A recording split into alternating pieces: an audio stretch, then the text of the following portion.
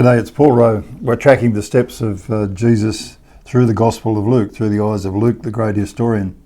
It's a winter afternoon here in Dubbo. You can hear the fire creaking and crackling in the background. I like to think the moment Robin and I were in London and in Trafalgar Square at St Martin's in the Field, the church there, they have a sculpture, and the sculpture is just a little baby lying there, I think still with the umbilical cord, and it's carved into the rock and it sits up on this plinth, and there's massive people going past of every tribe, tongue and nation, and this little baby's just lying there like he'd just been born, and carved around the outside of that on the plinth is, and the Word became flesh and dwell among us. And seeing that little image against this backdrop of a moving tapestry of people going past was like a little snapshot of the gospel, this amazing shaft of light that came into history and Jesus was born. Well, that's where we left the story off. Mary laying the little baby in the manger there, probably full of joy, like a young mother, but wondering what in the world is she going to do with this baby? Is there anything special? And like any young mother wondering, well, what's the next step? Well, the shepherds arrive, of course, and they've just seen this sky full of angels, and first of all they're terrified, then they're astonished, and the angel tells them, go and find this baby. And then this great company of angels fills the sky praising God. And it's been characteristic that we sort of we've got this habit in the human race of making things fluffy and tinselly and a bit sort of tacky. And a lot of the Christmas card images are sort of the angels are slightly abstracted looking figures, a bit, ethereal. But the pictures we get of the angels right through the Bible from start to finish, they're really an army. They're fairly. It's a very muscular host that's there. They're not just sort of airy-fairy. And so they surround this, what we think of as a charming nativity scene. But there's also this very muscular army who are singing, but it's a song of victory. It's an army singing a song of victory. And the Bible pictures Michael the archangel leading his troops against the evil one. And so this is really, in a way, a declaration of war. Like the armies of heaven are saying to the armies of evil in this world, we're coming to get you. Jesus is going to defeat you. And I think that sort of changes your picture of this little innocent infant baby, that he's the Lord of hosts. He's going to appear one day as the King of Kings. And this is 0 hour. And so it's like the SAS troops of heaven have arrived and they're present with their commander-in-chief, even though he looks like a baby. And the hymn's really a war cry. And it's warning Satan that his number's up. And of course they intervene with the rest of the story comes from Matthew about the wise men appearing, probably a lot later. They didn't all arrive the same night, we're pretty sure of that. And that's another story. And so an angel warns Joseph to take the baby and his wife away eventually, because Matthew tells us there was this terrible slaughter. Herod, this jealous king of Israel, or sub-king, sends his army in to kill the babies, for goodness sake. And it's such a contrasting picture to the nativity scene. You don't see that on Christmas cards. Well, Jesus said there's going to come a time when he's going to be the Son of Man who's going to sit on his throne and decide the future of all of us in the human race. Well, in verse 15, the theatrics of this little group of shepherds who come in and reported this astonishing thing, it's a sobering thing too. Jesus said later in his life to the disciples, you're going to see a ladder between me and heaven and the angels coming and going. And so he sort of makes himself a focus point for the angelic movement between heaven and earth. And it's almost like saying there's a breach in the walls that are around of darkness that are around the world. And he's here to breach that wall and to conquer the armies of darkness. And that peace was going to come, but it was going to come at a cost. And it's hard to believe, isn't it, that helpless baby in the trough was going to be the Lord who would be the heroic rescuer. Well, meanwhile, the shepherds leave. They wake up the whole town with their news. And when if people had come down to see what's going on, what would they have seen? They'd just seen a peasant couple or a newborn baby, which is kind of nice, but they didn't see, any great vision, or there wasn't light and tinsel and everything around it. And there's an ordinariness that comes over the scene pretty quickly. And as far as we know from the future, that story seems to have faded. By the time Jesus steps out in ministry 30 years later, nobody seems to talk about it. Nobody says, aren't you that baby? So I think maybe the disciples even discovered this part of the story after Jesus had risen from the dead. He didn't talk about it. He didn't bring Mary forward to testify to it. So he doesn't really make a big thing of it. Jesus doesn't himself. Because he wants people to look at him, not just at miracles that happened somewhere back there in the past. Even though the picture may have dimmed in the general scene, there was one person who had a very crystal clear picture of that night, and it was Mary. It said she stored up this image in her heart. And you think of Mary's life as she's going along watching this little baby grow to a boy, to a man, and eventually to watch him crucified. And that's the backdrop in her mind all the time. But didn't we see this amazing thing? Didn't we have angels appear? Didn't all these things happen? And how could this possibly be? And but it's nice that she does appear after the resurrection. She's amongst the 500 who witnessed Jesus. She's in the upper room with the 120. So she does become one of the witnesses. But this story must have been very, very vivid in Mary's heart. Well, moving on, as is the tradition in Israel, people, the little babies are circumcised. You might be saying, well, why would they do that? We think of it as a rather barbaric thing to do to children.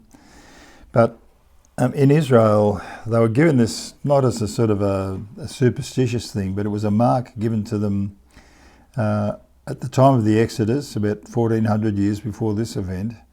And the message from Moses, the great prophet, was, you will circumcise your firstborn and they'll be set aside for the service of God specially. So for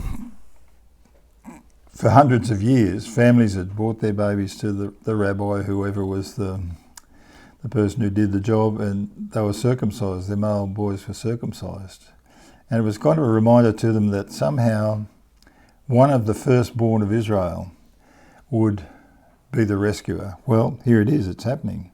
And as Mary and Joseph go down to the big temple in Jerusalem built by Herod, and it's a very ornate and impressive building, one of the great buildings in the world at the time,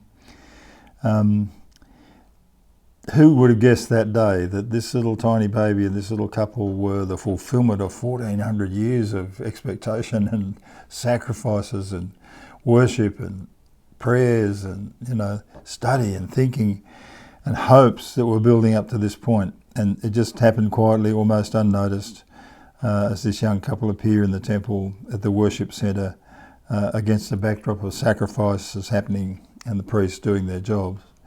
And Joseph could only afford the very humblest of offerings, so they must have been poor. And his name was meant to be, they were told this little baby is going to be called Yeshua, or Yahweh is salvation. He's a rescuer, this little boy. And as the crowd presses around them, they just look like a country couple there. There was no grand welcome, no angelic choir, nothing like that, except for an old man who steps out of the crowd. I mean, it's so understated, isn't it? It's amazing just how God works so differently to us. There's no trumpet blast, there's no sort of announcement and all that sort of thing, just a quiet event happening in one corner of the temple courtyard. An old man steps out of the crowd, and in that old man's heart, he'd been nurturing this hope of God sending a rescuer into Israel. And in his prayer time, quiet time that morning, it seems like the Holy Spirit said to him, Simeon, today's the day. And you can imagine him going down there, looking around thinking, what am I going to see? Is it going to be something special, something amazing? Would he find somebody like a passionate zealot revolutionary? Would he find somebody with kingly authority in their face who is noble? Would he find just the fortitude of a weathered country tribesman, or perhaps poetry in the face of a mystic? Or would it be judgment in the ferocious face of a prophet, or courage in the stern face of a warrior, or patient skill in the observant face of a craftsman? But no, there was just this young couple there, a carpenter and his wife, with a little baby. And I guess as he looked into their faces, he saw something there that they were expecting, and they were full of extraordinary joy and hope about this moment. And of course, he hears them naming the child. He steps in, takes the child in his arms, and suddenly it all comes together for him. And he can't see, although he sort of says in his next few words, that somehow all those hopes, all those characters, the warrior, the king, the prophet, the craftsman, the essence of Israel, all that the heroes they'd had in the past, was all going to sort of coalesce into the face of one man, Jesus.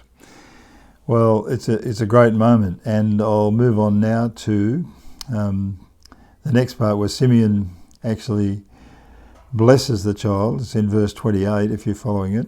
And this largeness of vision that Simeon had been nurturing in his heart suddenly wells up as he holds this little baby, and the promises that were made to Abraham, Isaac, Jacob, to Judah and David.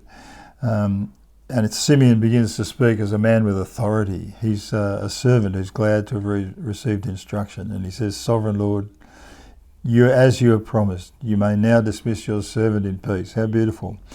"For his eyes have seen your salvation, which you have prepared in the sight of all the nations, for the light of revelation to the Gentiles and the glory of your people Israel." The great hope of Israel was that they were going to bring the good news of God's salvation to the world. And he says, yep, this is it. This is 0 hour. The trigger's been pressed, and this little boy is going to be the fulfillment of all that. And it comes out of the mouth of this old man in the temple. Probably nobody else heard it pretty much. Old Simeon, there's an old saying in the Psalms that said, "Delight yourself in the Lord, and he'll give you the desires of your heart." And I think that must have happened for Simeon that day. And so he understood. He'd been thinking for a long time and pondering. And, I think as I get older, I think, yep, that's the part of being an older person, as you reflect on your life and all that you know, that you've studied and thought about in the Bible and seen the big picture of God's salvation. It focuses in your heart more and more. And as you look out on the world, you think, yep, this makes sense. This is God's salvation. This is the way he's going to do it. And as an old man, it was his single purpose in life, the joy that he had to be holding that hope in his heart. And I guess that's a part for older people to play in our world, to be people full of hope, thought through what God's salvation is going to look like, and they're passing it on to the next generation, ready to lift their hands in benediction over the next generation. So it's a very understated moment. This stunning prediction that Simeon makes would have probably gone unnoticed that day, but 30 years later, this same child would stride into that same temple and bring the whole godless commerce of the temple courtyard to a standstill as he fashioned a whip and he thrashed them out of the temple, saying, "This is my Father's house. This is meant to be a house of prayer." What an insult to my Father in heaven. This young man from the bush, from Nazareth, strides in there full of righteous anger. He's David, he's Elijah, he's Moses, he's all those put together, and he sort of takes the whip to the corruption that's in God's house. And that temple that had been built by a murderous egomaniac, Herod, called Herod the Great. He wasn't great, he was terrible. He murdered half his own family, for goodness sake. Built that temple as an ego trip for himself. But the real owner of the temple turns up and And he brings the whole place and all the instruments of sacrifice and worship and of people coming there honestly to find forgiveness. It's going to all kind of come together in this one person. He said, I'm going to be the fulfillment of all your hopes and dreams. And this temple, that moment, this place, this boy who grows to be that man is going to be the launching point for this great salvation that's going to spread across the world. And as Simeon prayed over Jesus, he sensed that this was going to happen, and he signals it to Joseph and Mary. And we'll pick up the story next time from there.